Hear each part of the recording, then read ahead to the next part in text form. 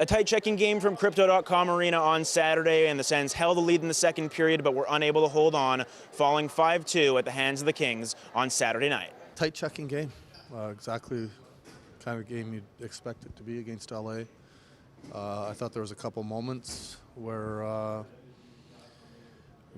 we kind of let up and gave up a couple goals that we didn't have to again. We're trying to talk to our players, teach our players that, hey, the defensive part of the game, the commitment to checking, little details within your checking system are important, whether it's moving your feet to defend, stick on puck going through someone, changes, they all matter.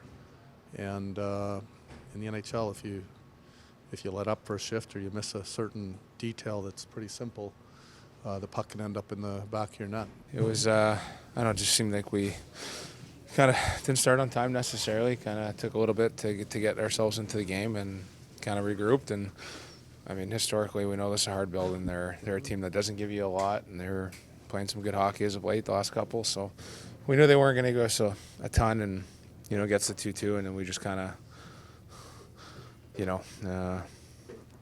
just didn't have enough, obviously, in the third period, and we got to be better. A slower start to the game for the Sens, and the Kings were able to take advantage, coming out 1-0 just 2 minutes into the contest. And the Sens were chasing the game as that first period went along, but eventually, after getting some momentum back from the penalty kill, they were able to tie it up late. Tim Stützle continuing his strong start to the season, making it 1-1. The zone with Stützle driving to the net. He scores! It was a tight checking and relatively low event start to the second once again until the hockey god once again came through. Adam Gaudette's 12th of the year off a shot deflected in front from Thomas Chabot, making it 2-1 Sens. There's a blast and a goal from Chabot as the Senators now have the lead. Just like that.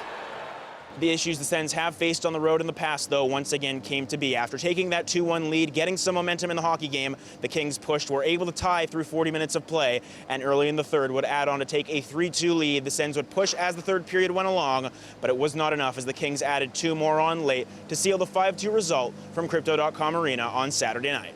I thought, quite honestly, the first, second, third goal, we were guilty of making a couple mistakes that if you do, you're going to pay, and we take a penalty with 6 minutes left and shoot ourselves in the foot a little bit there too as well.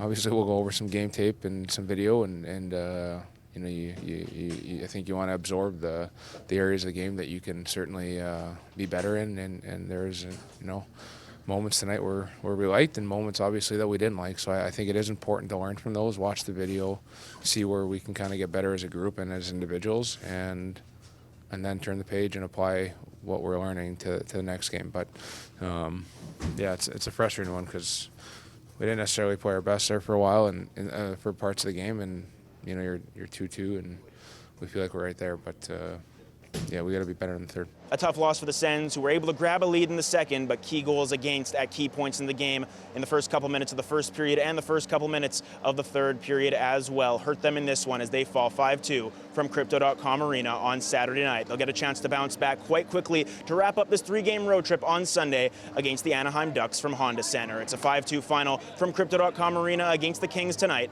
For Sens 360, I'm Jackson Starr.